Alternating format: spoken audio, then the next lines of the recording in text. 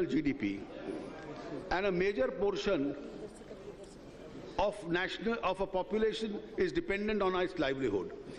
It has risen to the challenge of making India largely self-sufficient in providing food for a growing population. To make farming competitive and profitable, there is an urgent need to set up investment, both public and private, in agro-technology and development and creation of modernization and easing of agricultural business infrastructure. And Agricultural Research Institute, Pune, has been in the forefront of research in this area. However, since independence, only one of the such centers has been established. Government will establish 2 more such institutions of excellence of similar pattern in Assam and Jharkhand with an initial sum of ₹100 crores in the current financial years. In addition, an amount of ₹100 crores is being set aside for setting up an agri-infrastructure fund.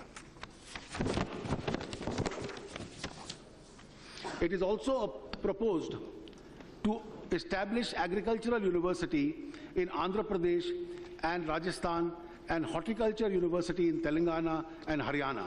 An initial amount of 200 crore has been allocated for this purpose.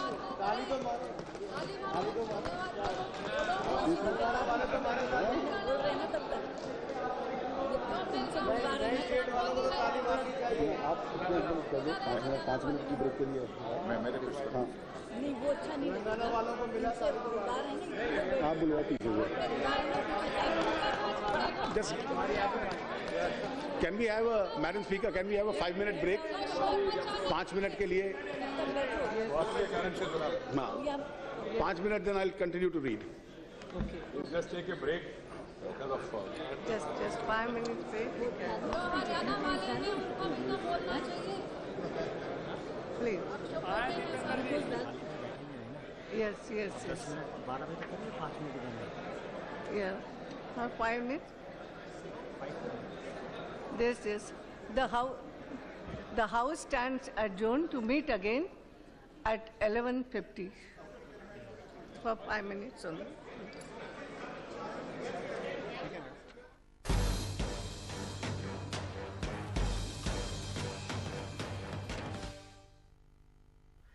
अच्छा सुनो, train की tickets ली? क्या? Line बहुत लंबी है। Tickets कहीं खत्म ना हो जाए यार। क्या है? टिकट्स बुक हो गई।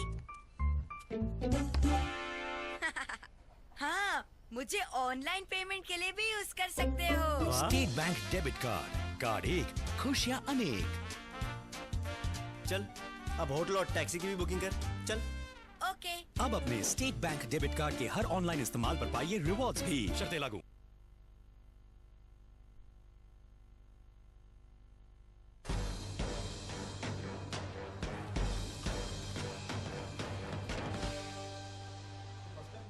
Welcome back. Well, the session has been adjourned for 5 minutes because the finance minister asked for a break. Well, for the first time ever in the history, probably there has been an adjournment in between the budget session.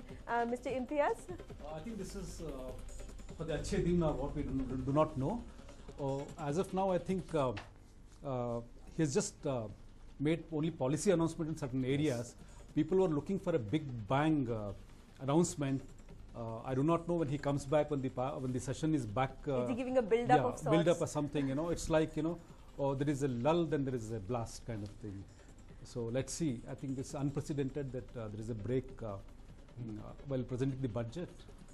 I think it's a new approach, perhaps. But some crucial reforms that were expected have been announced in the FDI sector. FDI sector, yes. Defense manufacturing. They are changing this investment from 26% to 49% with Indian management.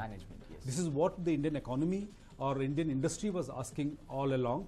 And this is in 2 crucial sectors. One is the insurance sector, where there was a lot of resistance to bring in foreign investment and the foreign holdings into it.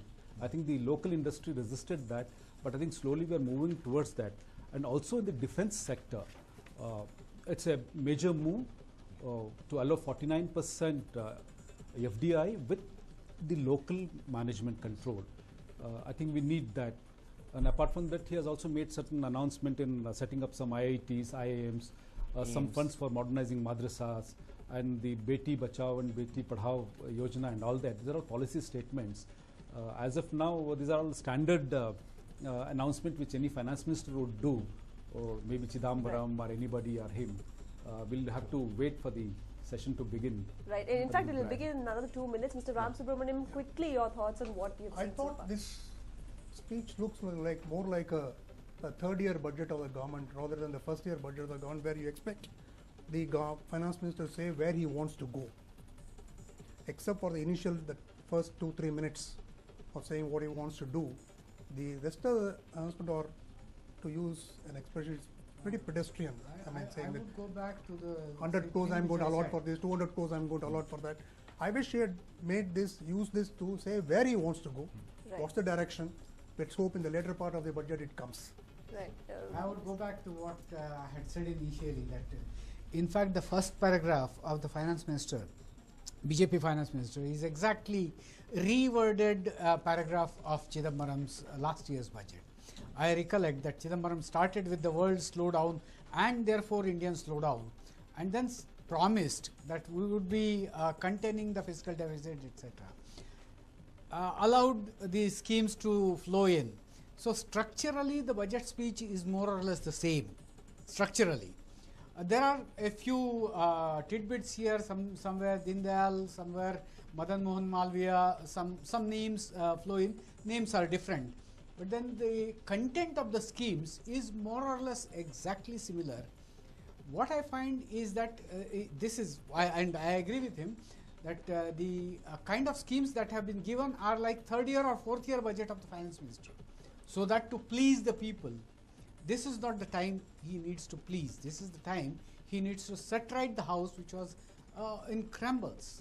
Now he has made three things which are essentially the FDI in manufacturing, which will boost the manufacturing, FDI in insurance, which will boost the service sector, and FDI in defense, which will bring in FDI. Also, he has also impacted on the trade sector. That's something, 4 points I would say that are good here. Otherwise, it's more or less the same track which we are going out. Right. Mr. David? Actually, I was surprised because in being a new era, the Modi era, I was expecting a big bang to start with, because like I said, there are a lot of expectations, and it would have been very nice if he laid out a blueprint of where this country is headed. We lack that blueprint on where we're going. We don't have a road map, but we're just saying that we're going in all these little directions. So I'm unable to get the overall. Unlike the railway budget, there is no vision, would you say? That's right. That's what I mean. A blueprint is where we headed as a country. You know, it would have been very nice if we had spent probably 3 or 4 minutes up front to say, hey, this is a new era in India, this is where we want to go, this is where we're headed. And in order to get there, these are the points we want to make. I think that would have been more effective instead of starting off with doing this, little here, little there, because you don't get the full picture. Right. In fact, we'll have to come back to the discussion because the session has resumed. Finance Minister has completed his 5-minute break. Madam, I'm extremely grateful to you and the honourable members for bearing with a little cramp on my shoulder. Soil deterioration has been the cause of concern and leads to suboptimal utilization of farming resources. Government will initiate a scheme to provide to every farmer a soil health card at a mission mode. I propose to set aside a sum of rupees 100 crore for this purpose and an additional 56 crores to set up 100 mobile soil testing laboratories across the country. There has been a growing concern about the imbalance in the utilization of different types of fertilizers, resulting in the deterioration of the soil. Climate change is a reality which all of us have to face together. Agriculture as an activity is most prone to the vagaries of climate change. To meet this challenge, I propose to establish a National Adaptation Fund for Climate Change. As an initial sum of rupees 100 crores will be transferred to the fund. We are committed to sustaining a growth of 4% in agriculture, and for this we will bring technology-driven second green revolution with focus on higher productivity and include a protein revolution in an area of major focus. As a large number of landless farmers are unable to provide land title as guarantee institutional finance is denied to them and they become vulnerable to money lenders. Usurious lending. I propose to provide finance to 5 lakh joint farming groups of Bhumihin Kisan through NABARD in the current financial year. Price volatility in agriculture produces and creates certain uncertainties and hardships to the farmers. To mitigate this, I am providing a sum of rupees 500 crores for establishing a price stabilization fund. The farmers' and consumers' interests will be further served by increasing competition and integrating markets across the country. To accelerate the setting up of a national market, the central government will work closely with the state governments to reorient their respective APMCs to provide the establishment of a private markets. The state government will also be encouraged to develop farmers' markets in townships to enable the farmers to sell their products directly. I propose to set aside a sum of rupees 50 crores for development of indigenous cattle breeding and an equal opportunity of starting a blue revolution in inland fisheries. Banks are providing strong credit support to agricultural sector.